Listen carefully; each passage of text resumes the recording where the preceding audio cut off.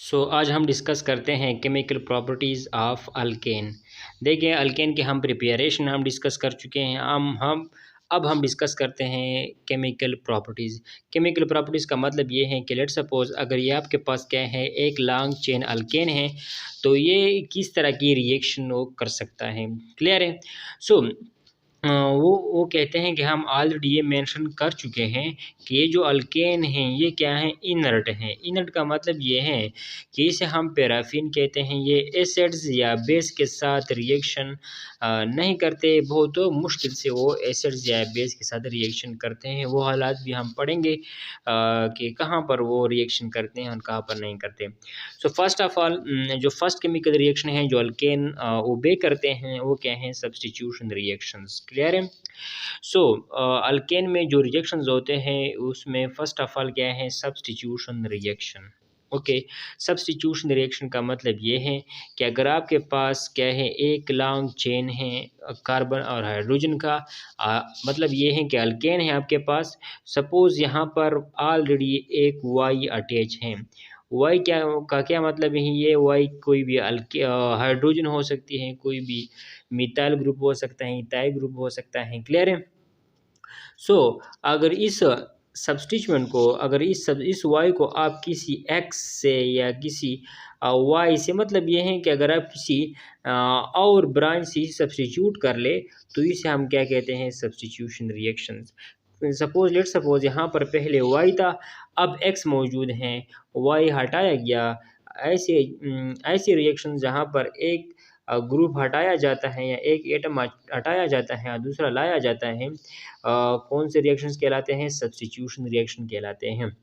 जिस तरह के आप लोग देख सकते हैं, देखिए नीचे मिसालें मौजूद हैं। ओके। ओके। सो अब हम जानते हैं कि वो कहते हैं कि ये जो अल्केन है उसमें मुख्तलिफ़ किस्म के सब्स्टिट्यूशन रिएक्शंस होते हैं। इसमें हैलोजन ग्रुप ऐड हो सकता है हाइड्रोजन की जगह। इसमें हाइड्रोजन की जगह late suppose nitro group attach होता है। इसमें इसमें सल्फोनिक एसिड ग्रुप ऐड हो सकता है। हैलोजन ग्रुप मतलब कौन सा ग्रुप? इसमें फ्लोरीन, क्लोरीन, ब्रोमीन, आयोडीन वगैरह। इसमें नाइट्रो ग्रुप NO2, NO2 भी ऐड हो सकता है। क्लियर है। NO2 को हम नाइट्रो ग्रुप कहते हैं। और इसके बाद है sulphonic acid group, just like SO3 H वगैरह भी यहाँ पर ऐड हो सकती है। ओके। किस तरह ऐड होते हैं और उनका तरीक़ाकार क्या है वो भी हम धीरे धीरे पढ़ते हैं। मतलब ये है कि अल्केन में सब्स्टिट्यूशन रिएक्शन होते हैं। किस चीज़ की सब्स्टिट्यूशन होती है? नाइट्रो ग्रुप की, हैलोजन ग्रुप की या सल्फोनिक एसिड ग्रुप की सब्स्टिट्यूशन होती है। अगर उसमें हैलोजन ग्रुप की अटैचमेंट हो जाए, मतलब ये है कि कोई हाइड्रोजन हटाया गया, वहाँ पर हैलोजन ग्रुप आया, तो इस प्रोसेस को हम हैलोजनेशन कहते हैं। क्लियर है। कहते हैं कि halogenation takes place either at higher temperature, clear, और the presence of diffuse sunlight and ultraviolet. Clear है। अगर आप कैटलिस्ट इस्तेमाल नहीं करते तो आपको बहुत ज़्यादा टेम्परेचर की ज़रूरत होगी। क्लियर है। टेम्परेचर की ज़रूरत होगी। अगर आप टेम्परेचर भी इस्तेमाल नहीं करना चाहते, कैटलिस्ट भी इस्तेमाल नहीं करना चाहते, तो आपको अल्ट्रावायलेट रेडिएशन की ज़रूरत होगी। क्लियर है। क्योंकि टेम्परेचर और अल्ट्रावायलेट रेडिएशन की नेचर अलग अलग होती है। अच्छा, इसके बाद वो कहते हैं कि ये जो लोअर अल्केन है, लोअर अल्केन मतलब यही मिथाइल, इथाइल वगैरह, मतलब एक कार्बन वाले या दो कार्बन वाले do not undergo nitration sulphonation reactions. Clear है। उसमें नाइट्रेशन सल्फोनेशन रिएक्शंस नहीं होते, वो मैं रीज़न बताना चाहता हूँ। क्लियर है। इसके बाद कहते हैं कि these reactions in which hydrogen atom of alkane substituted are known as substitution reactions. तो वो कहते हैं कि वो रिएक्शंस जहाँ पर हाइड्रोजन एटम जो होता है वो रिप्लेस हो जाए किसी दूसरे ग्रुप से, तो रिएक्शन सब्स्टिट्यूशन रिएक्शंस कहलाते हैं। देखिए रीज़न क्या है कि ये जो स्मॉल चेन वाले, सपोज ये आपके पास एक अल्केन है, लेट सपोज ये आपके पास एक अल्केन है, ईथेन है। तो देखिए इस तरफ एक हाइड्रोजन होता है, इस तरफ एक हाइड्रोजन होता है और इस तरफ एक हाइड्रोजन होता है। तो यहाँ पर कहा गया है कि जो लोअर अल्केन है उसमें फ्री रेडिकल रिएक्शंस मतलब लाइक नाइट्रेशन, सल्फोनेशन वगैरह नहीं होते। तो आप लोग जानते हैं कि मैं ऑलरेडी डिस्कस कर चुका हूँ कि अगर आप आर ग्रुप को बढ़ाएं, ऐसे रिएक्शंस जहाँ पर या ऐसे रिएक्शंस जो फ्री रेडिकल या कार्बोकेटायन के थ्रू होते हैं, फ्री रेडिकल या कार्बोकेटायन के थ्रू होते हैं, वहाँ पर आर ग्रुप बढ़ाने से रिएक्शन की पॉसिबिलिटी बढ़ती है। क्लियर है? सो आप लोग जानते हैं कि ये जो सिंगल कार्बन वाले होते हैं, सिंगल कार्बन वाले या जो डबल कार्बन वाले होते हैं, वो तो इंतहाई छोटे साइज़ के होते हैं। सो वहाँ पर फ्री रेडिकल जो होता है अनस्टेबल होता है। क्लियर है? फ्री रेडिकल क्या होता है? अनस्टेबल होता है। और सो अनस्टेबल जो होता है मतलब उनके बनने के चांसेस भी कम होते हैं। कहने का मतलब ये है कि देखिए यहाँ पर आप लोग देख सकते हैं, ये हाइड्रोजन और ये हाइड्रोजन। लेट सपोज मैंने यहाँ पर एक हाइड्रोजन हटाया और यहाँ पर फ्री रेडिकल बनाया, तो ये फ्री रेडिकल बनाना इंतहाई ही मुश्किल है और इंतहाई अनस्टेबल है। केमिस्ट्री में वही चीज़ बनती है जिसको स्टेबिलिटी हासिल हो। क्या हासिल हो? स्टेबिलिटी हासिल हो। ओके, सो ये एक पॉइंट नोट कर लें कि जो रिएक्शंस फ्री रेडिकल मैकेनिज्म के थ्रू या कार्बोकेटायन मैकेनिज्म के थ्रू होते हैं, वहाँ पर अल्काइल ग्रुप बढ़ाने से रिएक्शन की पॉसिबिलिटी बढ़ती है। ओके, सो देखिए ये रिएक्शन ये कौन सी वजह है कि इसमें हेलोजनेशन के चांसेस ज़्यादा होते हैं। हेलोजनेशन के चांसेस क्या होते हैं? ज़्यादा होते हैं, लेकिन उसके चांसेस नहीं होते नाइट्रेशन सल्फोनेशन के। तो देखिए आप लोग जानते हैं कि ये जो हेलोजन फैमिली है, ये इंतहाई क्या होती हैं? रिएक्टिव होती हैं।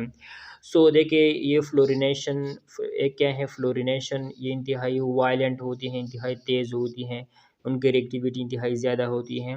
इसके बाद क्लोरिनेशन, ये चूँकि उनका उनका आपस में जो बॉन्ड होता है वो थोड़ा स्टेबल नहीं होता, हीट से ईज़िली तोड़ मतलब टूट जाता है।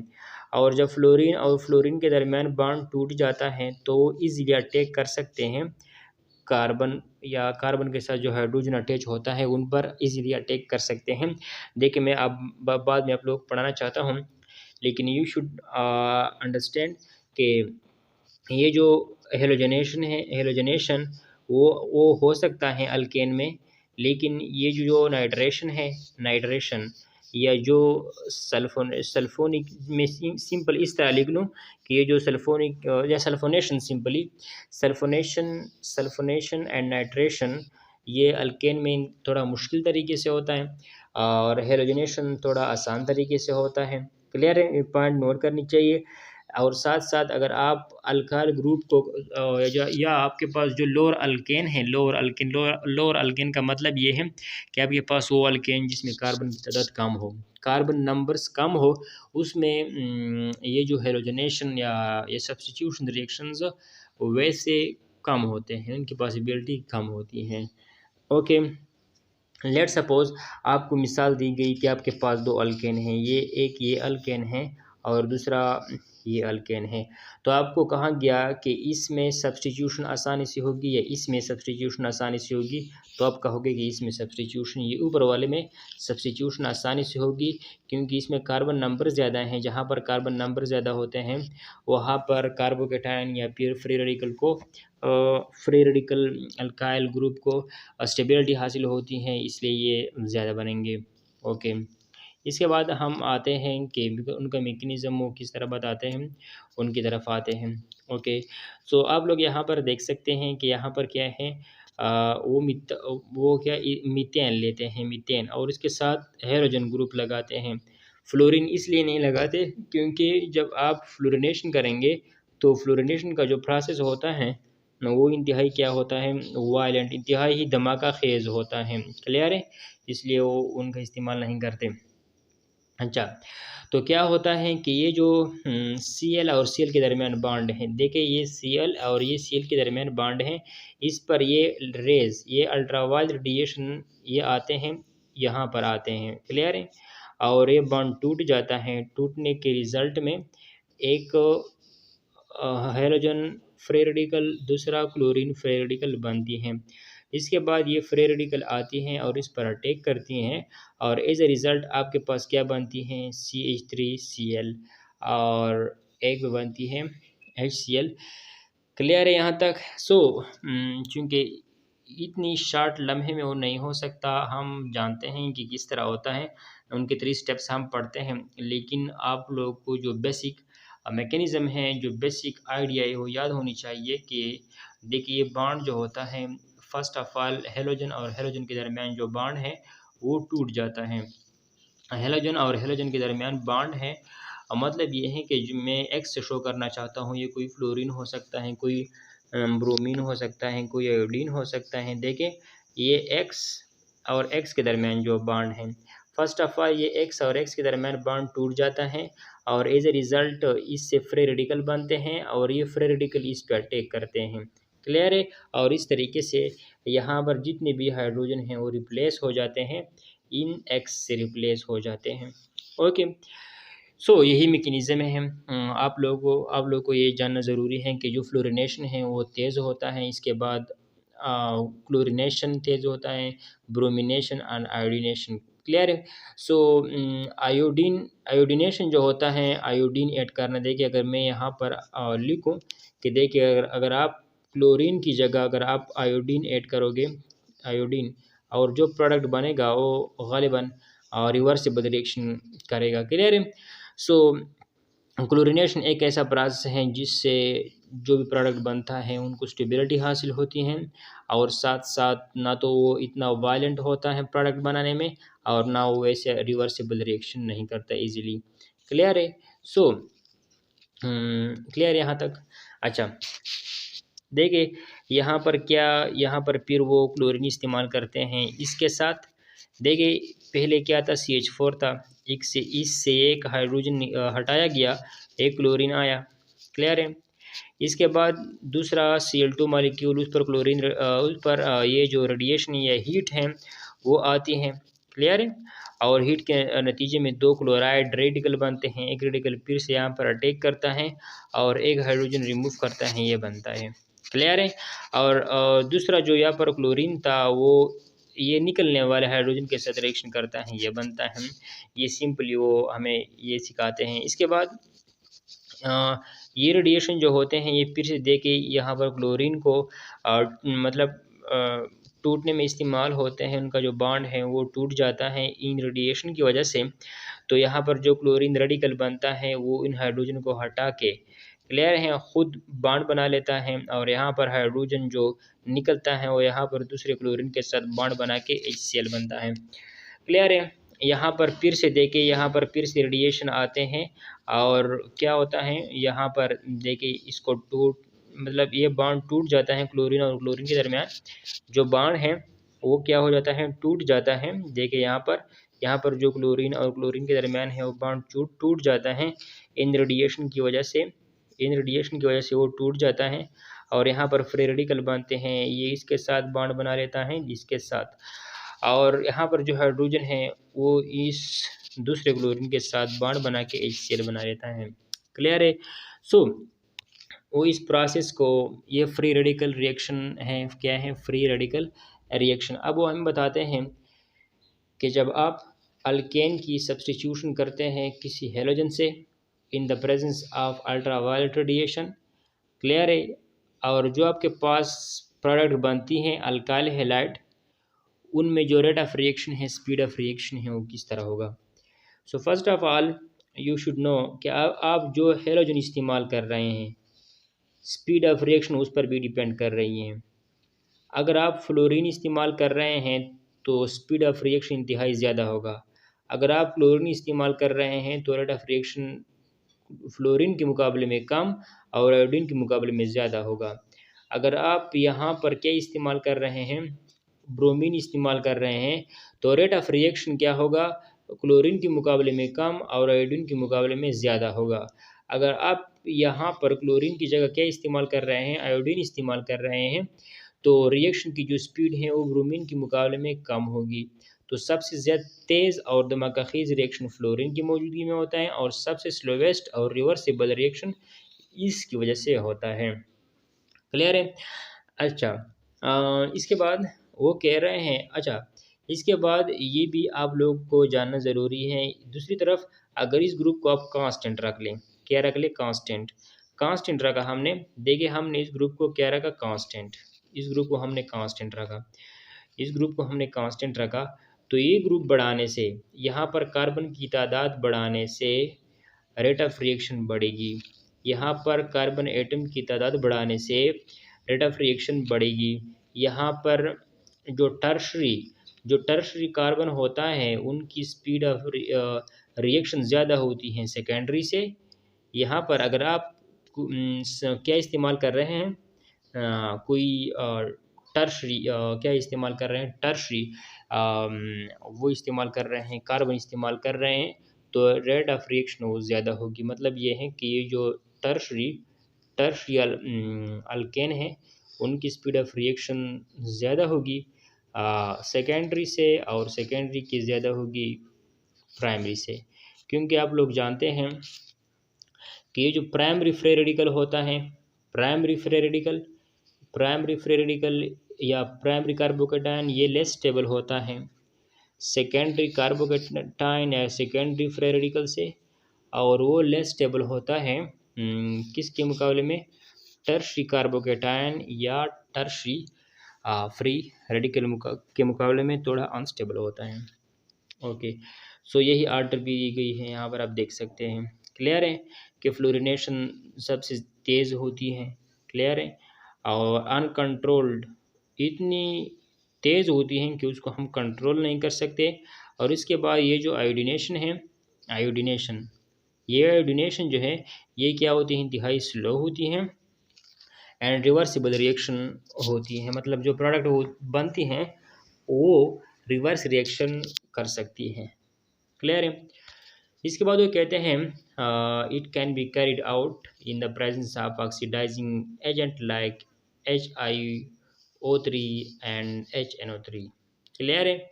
सो ये आयोडीनेशन का जो प्रोसेस है इंतहाई मुश्किल तरीके से होता है in the presence of these oxidising agent and यहाँ पर आप देख सकते हैं कि फिर भी इससे जो प्रोडक्ट बनती हैं वो रिवर्सेबल होती है। ओके, सो कहते हैं हेलोजनेशन को हम कंसिडर करते हैं कि ये 3 स्टेप से होता है। फर्स्ट स्टेप क्या है, initiation, propagation and termination. Initiation एक ऐसा स्टेप है, इनिशिएशन एक ऐसा स्टेप है जहाँ पर क्या बनता है, जहाँ पर एक्स के रेडिकल बनते हैं।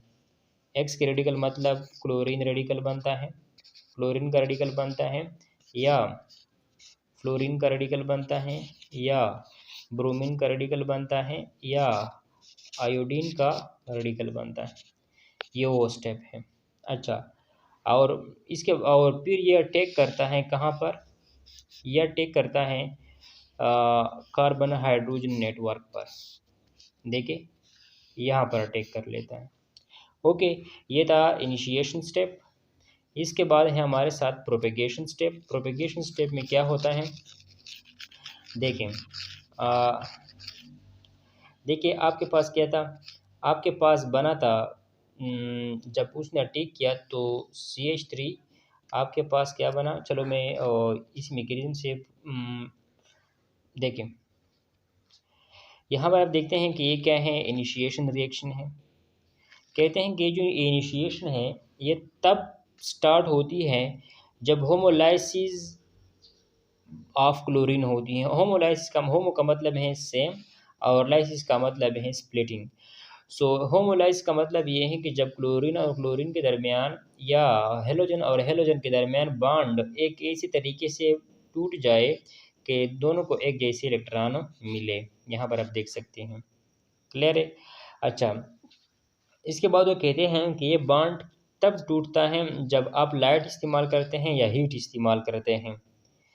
और इसके बाद वो कहते हैं कि इसलिए CH कोई ये जब आप लाइट इस्तेमाल करते हैं या हीट इस्तेमाल करते हैं तो हेलोजन और हेलोजन के दरमियान बॉन्ड टूटता है, ना कि क्लोरीन कार्बन और कार्बन हाइड्रोजन के दरमियान बॉन्ड नहीं टूटता। रीज़न क्या है, क्योंकि ये बॉन्ड स्टेबल होते हैं। क्या होते हैं, स्टेबल, और उनकी चार्ज डेंसिटी बहुत ज़्यादा होती हैं, इलेक्ट्रॉनों के दरमियान रिपल्शन होती है, इसलिए इलेक्ट्रॉनों के दरमियान रिपल्शन की वजह से ये बॉन्ड क्या हो जाते हैं, कमज़ोर हो जाते हैं और इजीली हीट या अल्ट्रावायलेट रेडिएशन से टूट जाते हैं ये। क्लियर है। और इनके दरमियान जो इलेक्ट्रोनेगेटिविटी वो क्या है, इलेक्ट्रोनेगेटिविटी है वो उतनी ज़्यादा नहीं है, बल्कि मॉडरेट है। इस तरह अगर आप उसकी क्या बढ़ाएं, मतलब हीट बढ़ाने से या फिर अल्ट्रावायलेट रेडिएशन इस्तेमाल करने से जल्द फ्री रेडिकल नहीं बनते as compare to halogen family. Okay, तो इनिशिएशन रिएक्शन में क्या बनता है, देखिए ये रेडिकल बने। ओके, इसके बाद वो कहते हैं कि ये जो प्रोपेगेशन स्टेप है, प्रोपेगेशन स्टेप इसमें जो फ्री रेडिकल बनता है वो अटैक करता है मीथेन ग्रुप पर। देखिए ये अटैक करता है मीथेन ग्रुप पर और इस तरह के प्रोडक्ट बनते हैं। ओके, इसके बाद आप लोग जानते हैं कि यहाँ पर फिर से एक फ्री रेडिकल बना। अब ये फ्री रेडिकल दूसरे क्लोरीन पर अटैक कर सकता है। देखिए पहले क्लोरीन ने अटैक किया था जब ये फ्री रेडिकल की फॉर्म में था, अब ये अटैक कर रहा है जब ये फ्री रेडिकल की फॉर्म में है, तो फिर से फ्री रेडिकल बना। अब ये फ्री रेडिकल फिर से अटैक करेगा, या तो इस पर अटैक करेगा, मतलब इस पर एक ही बात है, एक किसी दूसरे मीथेन मालिक्यूल पर अटैक करेगा। आप लोग यहाँ पर देख सकते हैं, देखिए ये फिर से अटैक करता है यहाँ पर और एक हाइड्रोजन रिमूव करता है और फिर इस सेल बनता है। यहाँ पर आप देख सकते हैं, क्लियर है। जब इससे फ्री रेडिकल बनता है यहाँ पर फिर से क्लोरीन मालिक्यूल पर अटैक करता है और ये बनती है।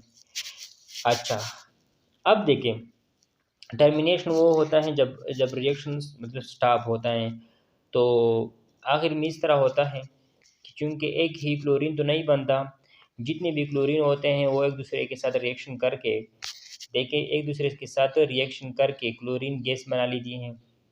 जितने भी मिथाइल ग्रुप होते हैं मतलब फ्री रेडिकल की फॉर्म में, वो ये अल्केन बनाते हैं।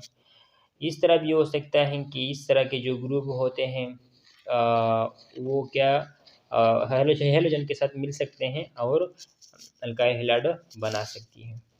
ओके,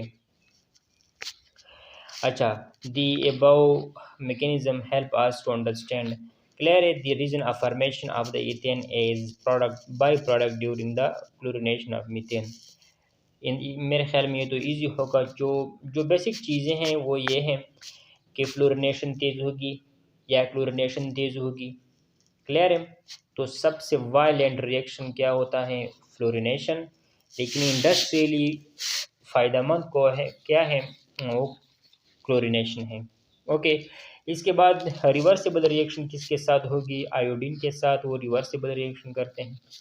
और इसके बाद अल्काइल ग्रुप बढ़ाने से मतलब अल्काइल ग्रुप का जो साइज़ है उनको मतलब जब हम उनको बढ़ाते हैं तो रिएक्शन की स्पीड क्या होती है, वो बढ़ती है। अल्केन की दूसरी वो कंबस्शन केमिकल प्रॉपर्टी क्या है, वो क्या है, कंबस्शन है। कंबस्शन क्या है, एक ऑक्सीडेशन रिएक्शन है जहाँ पर एडिशन ऑफ ऑक्सीजन होती है, एडिशन ऑफ ऑक्सीडेशन रिएक्शन है। ओके, सो कहते हैं कि जब आप अल्केन को हीट कर लेते हैं इन the presence of air, clear है, तो वो शायद वो कम्प्लीटली ऑक्सीडाइज हो सकता है कार्बन डाइऑक्साइड में, या फिर इनकम्प्लीटली वो ऑक्सीडाइज हो सकता है, क्लियर है। सो हाँ, आप यहाँ पर क्या जब भी ऑक्सीजन किसी अल्काइल हैलाइड के साथ रिएक्शन करती हैं, या जो भी ये ऑक्सीजन किसी अल्केन के साथ रिएक्शन करती हैं, तो इसमें वो जम जाता है, मतलब जब उसमें जस्ट लाइक वो ऐड हो जाता है, उनकी ऑक्सीडेशन होती है, और carbon dioxide sometime carbon monoxide और समटाइम ये जो कार्बन है वो प्योर इस फॉर्म में रह जाता है, क्लियर है, और साथ साथ H2O बनती हैं। कहने का मतलब ये है कि जब जब आप इसकी ऑक्सीडेशन करते हैं, मतलब इसमें जब आप ऑक्सीजन ऐड करते हैं, तो सम टाइम कार्बन डाइऑक्साइड भी बन सकता है, कार्बन मोनोऑक्साइड बनता है, और कार्बन भी सम टाइम सिंपली बन सकता है। वो डिपेंड करती हैं कि किस हद तक ऑक्सीडेशन होती है, माहौल कंडीशन कौन से हैं, और अवेलेबिलिटी ऑफ ऑक्सीजन कितनी है, क्लियर है। ओके, सो यहाँ पर आप लोग देख सकते हैं कि यहाँ पर क्या है, एक ऑक्सीजन का मॉलिक्यूल है, ऐड हो रहा है, कार्बन डाइऑक्साइड H2O बन रही है, क्लियर है। यहाँ पर जनरल इक्वेशन इस्तेमाल हो रही है। अच्छा, ओके,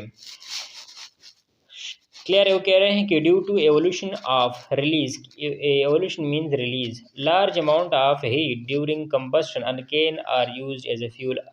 फ्यूल के तौर पर अल्केन हम क्यों इस्तेमाल करते हैं? क्योंकि इससे एनर्जी होती है, एनर्जी रिलीज होती है कंबस्शन रिएक्शन के नतीजे में। और वो फिर कहते हैं during incomplete combustion of alkane with insufficient amount of air, अगर आप एयर को बहुत कम दें, मतलब अगर वहाँ अगर मतलब ये है कि जब हालात ऐसे हों कि जहाँ पर ऑक्सीजन बहुत कम हो, ऑक्सीजन क्या हो, बहुत कम हो, तो अल्केन की जब कंबस्शन होती है तो मुकम्मल तौर पर कार्बन ऑक्सीडाइज नहीं होता। मतलब ये है कि कार्बन को बहुत सारे ऑक्सीजन नहीं मिलते, इसलिए कार्बन डाइऑक्साइड अक्सर नहीं बनता और as a result carbon black बन जाता है। जिस तरह के मैंने अभी कहा कि जब कंबस्शन होती है किसी ऑर्गेनिक कंपाउंड की, या हम सिंपली कहें ऑर्गेनिक कंपाउंड की जब कंबस्शन होती है और अगर आप उसको ऑक्सीजन कम सप्लाई करें तो यहाँ पर कार्बन डाइऑक्साइड बनने के चांसेस हैं, यहाँ पर कार्बन मोनोऑक्साइड के बनने के चांसेस हैं, और यहाँ पर सिंपल इस तरह भी हो सकता है कि सिंपल कार्बन रह जाता है और H2O निकल जाती है। ओके, इसको हम क्या कहते हैं? Carbon black. क्लियर है? क्या कहते हैं? Carbon black. जब क्लियर है, या समटाइम उसे हम कोक भी कहते हैं। क्या कहते हैं? कोक। देखिए, जब हमें रिएक्शन के नतीजे में इस तरह का कोई स्पीशीज़ मिल जाए, एक इस तरह की कोई चीज़ मिल जाए, तो उसे हम क्या कहते हैं? उसे हम कहते हैं कार्बन ब्लैक्स। क्लियर है? Carbon black. यहाँ पर सम टाइम एक लफ्ज़ इस्तेमाल होता है, सूट का लफ्ज़ भी इस्तेमाल होता है। कौन सा लफ्ज़? सूट। ये असल में एलोट्रोप होते हैं कार्बन के। और कौन से एलोट्रोप? मतलब ये क्रिस्टलाइन नहीं होते बल्कि एमॉर्फस होते हैं, और ये प्रिंटर इंक वगैरह में इस्तेमाल होते हैं। क्लियर है? सो अगर आप कंबस्शन कर लें और इनकम्प्लीट कंबस्शन कर ले, तो as a result carbon monoxide and ये कोक बन सकती हैं, या कार्बन ब्लैक। क्लियर है? अच्छा, इसके बाद देखिए ये एक रिएक्शन वो शो कर रहे हैं। क्लियर है? तो साथ साथ अगर आप फील कर रहे हैं कि आप लोग कुछ मतलब सीख रहे हैं, तो what, subscribe the channel. Clear? Subscribe it. Okay, इसके बाद हम अच्छा, यहाँ पर एक प्रोसेस है कि देखिए जब हम कंबस्शन करते हैं, हम कंबस्शन भी एक ऑक्सीडेशन रिएक्शन है, मैंने ऑलरेडी आप लोगों को बताया। देखें, अगर आप कंबस्शन करते हैं और मतलब ये है कि अगर आप ऑक्सीडेशन करते हैं या फिर आप कंबस्शन करते हैं और कंट्रोल तरीके से अगर आप ऑक्सीजन सप्लाई कर रहे हैं, तो सम टाइम क्या होता है? देखिए, अगर आप इन दोनों का reaction in the presence of copper और that amount of heat and that temperature, तो यहाँ पर मीथेनॉल बन सकता है। क्लियर है? फर्स्ट ऑफ ऑल मीथेनॉल बन सकता है। साथ साथ और क्या बन सकते हैं? अगर आप इसका रिएक्शन इसके साथ करते हैं MO2O3 की मौजूदगी में और उसको हीट देते हैं, तो क्या बनता है? मेथानल्डिहाइड या सिंपल मेथनॉल बन सकता है। क्लियर है? ये अल्डिहाइड है। ओके, और साथ साथ H2O बन सकती हैं। इसके साथ साथ अगर आप और भी ऑक्सीजन की सप्लाई ज़्यादा कर लें, क्लियर है, in the presence of that, तो क्या बन सकता है? कार्बोक्सिलिक एसिड यानी इथेनोइक एसिड भी बन सकता है।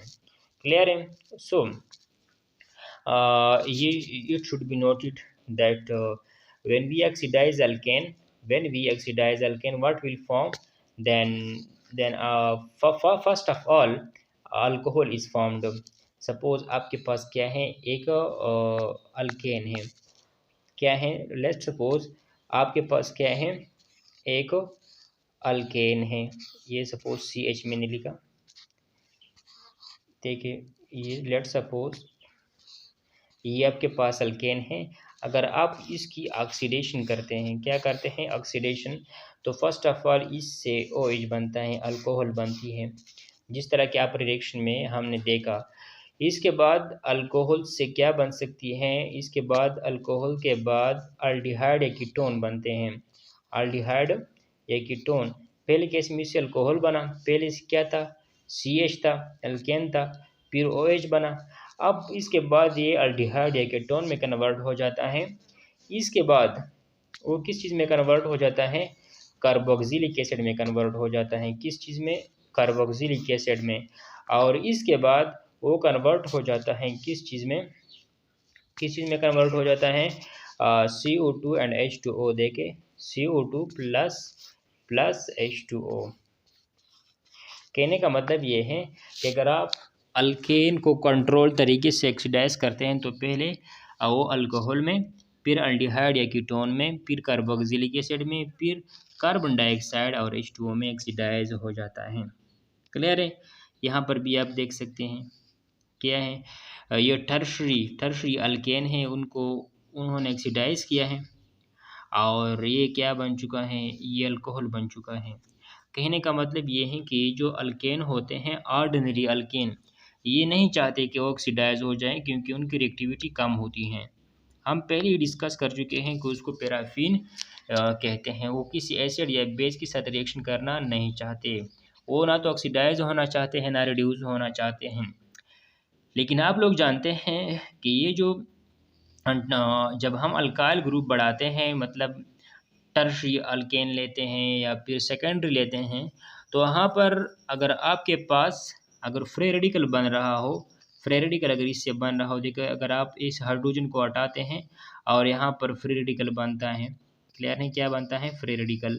या फिर आपके पास कोई कार्बोकेटायन बनता है तो फिर यहाँ पर ऑक्सीडेशन अच्छे तरीके से हो सकता है। कहने का मतलब ये है कि आर ग्रुप की साइज़ बढ़ाने से कार्बन या अल्काइल ग्रुप में, देखिए इससे हम अल्काइल ग्रुप कहते हैं, देखिए इसको, क्लियर है। मतलब ये है कि अल्केन में कार्बन की तादाद बढ़ाने से उसमें सब्स्टिट्यूशन, मतलब ये है कि हेलोजनेशन, नाइट्रेशन वगैरह मतलब पॉसिबल होती हैं।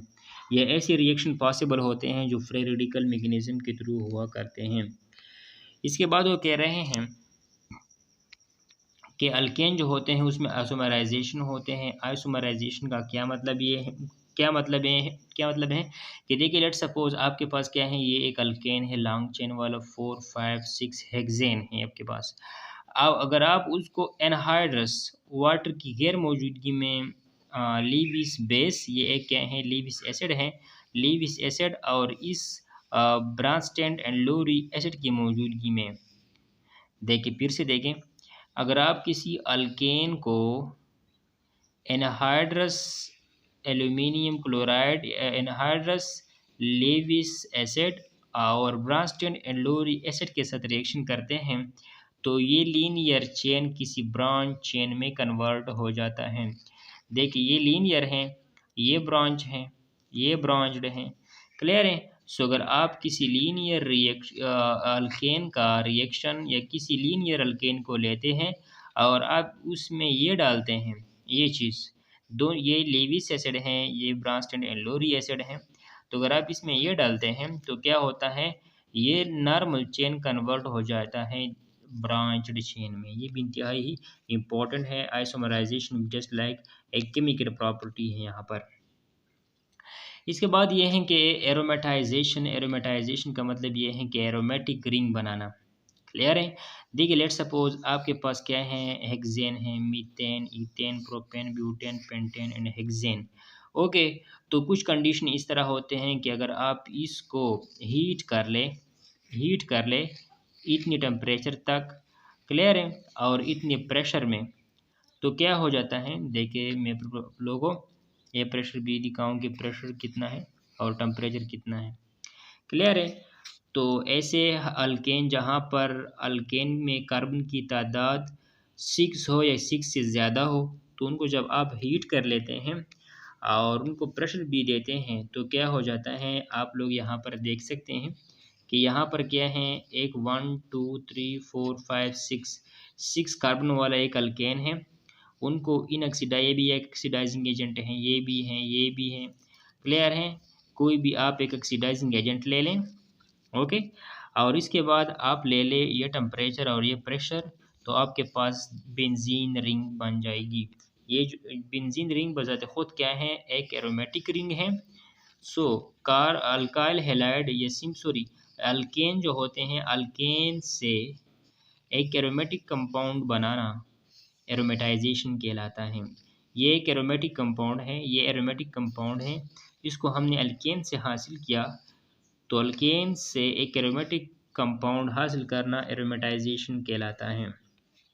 ओके, इसके बाद वो कहते हैं कि ये जो आपके पास मीथेन है, मीथेन ये स्टीम के साथ रिएक्शन करता है, मतलब वाटर के साथ तो बिल्कुल सॉल्युबल भी नहीं है, वाटर के साथ तो बिल्कुल वो सॉल्युबल भी नहीं है। अगर आप स्टीम लेते हैं, मतलब वाटर वेपर्स लेते हैं और टेम्परेचर भी इंतहाई ही बहुत ज़्यादा हो, क्लियर, और आप कैटलिस्ट भी इस्तेमाल कर लें, तो क्या हो जाता है, ये ऑक्सीडाइज भी हो सकता है। क्या हो सकता है, ऑक्सीडाइज, क्योंकि आप लोग जानते हैं कि ये दो स्टेट हैं, एक ये फॉर्म है कार्बन का और एक कार्बन का ये फॉर्म है। ओके, यहाँ पर ये just like minus oxidation state show करती है, माइनस, और यहाँ पर ये प्लस ऑक्सीडेशन स्टेट शो कर रही हैं। ओके, सो अगर आपके पास क्या है, कोई अल्केन है, तो हम जानते हैं कि अल्केन ऑक्सीडेशन नहीं चाहते, लेकिन अगर हालात ऐसी हों कि वहाँ पर बहुत ज़्यादा टेम्परेचर हो और वहाँ पर कैटलिस्ट भी मौजूद हो, तो यहाँ पर जो कार्बन होता है वो ऑक्सीडाइज हो जाता है। ऑक्सीडेशन का मतलब ये है कि उनकी जो उन पर पॉजिटिव चार्ज बढ़ जाता है, उनका नेगेटिव चार्ज कम हो जाता है, उनकी ऑक्सीडेशन नंबर बढ़ जाती है।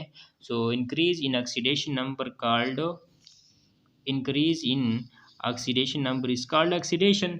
तो यहाँ पर कार्बन पर +4 है, -4 है, यहाँ पर +2 है उस पर, क्लियर है। तो ज़ाहिरी बात है कि ऑक्सीडेशन हुई है, तो ऑक्सीडेशन होती है उनकी।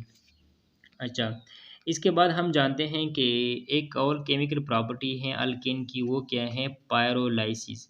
इसे हम सिंपली क्रैकिंग भी कहते हैं। क्या कहते हैं, क्रैकिंग कहते हैं। ये किस तरह की प्रोसेस होती है, इसमें जो लंबे लंबे क्या होते हैं, अल्केन के मॉलिक्यूल होते हैं, उनको हम हीट कर लेते हैं। क्या कर लेते हैं, heat, in the presence of some catalyst, तो उनसे छोटे छोटे मॉलिक्यूल बन जाते हैं। इस प्रोसेस को हम पायरोलाइसिस या क्रैकिंग कहते हैं, क्लियर है। सो आप यहाँ पर जो थियोरी हैं वो भी पढ़ सकते हैं, क्लियर। ओके, फ्रैगमेंट में टूट जाते हैं। देखिए यहाँ पर आप देख सकते हैं कि यहाँ पर ये कंपाउंड लिया गया है, उनको हीट किया गया, तो इससे ये कंपाउंड बन सकता है, इससे ये भी बन सकता है, और इससे ये भी बन सकता है। ये सारे के सारे कंपाउंड इससे बन सकते हैं, क्लियर है। सो यहाँ पर वो कहते हैं कि ये जो पायरोलाइसिस, ये क्रैकिंग का प्रोसेस है, मतलब जब आप अल्केन से छोटे छोटे मॉलिक्यूल बनाते हैं, तो ये अक्सर माना जाता है कि ये फ्री रेडिकल मैकेनिज्म के थ्रू होता है।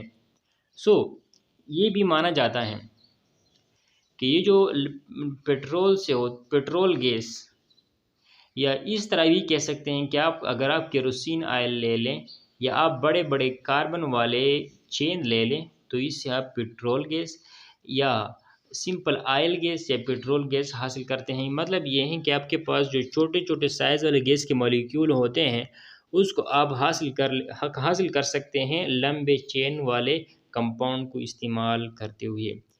अगर आप क्या इस्तेमाल कर लें, कोई कैटलिस्ट इस्तेमाल कर लें, निकल या पैलेडियम वगैरह, प्लाटिनियम, टेम्परेचर भी दें, तो ये लंबे लंबे चेन वाले अल्केन छोटे छोटे चेन वाले अल्केन में बढ़ सकते हैं। यहाँ पर आप देख सकते हैं कि यहाँ पर क्या है, डोडिकेन है, अल्केन है, उसको आप प्लाटिनियम, पैलेडियम या निकल की मौजूदगी में इतने टेम्परेचर तक जब आप इसको हीट करते हैं, तो आपके पास हेप्टेन भी बन सकता है। ये पॉसिबल नहीं कि कौन सा ज़्यादा बनेगा, लेकिन ये सारे के सारे बन सकते हैं, क्लियर है। सम अदर प्रोडक्ट, मतलब हाइड्रोजन गैस वगैरह बन सकती हैं। ये था पायरोलाइसिस।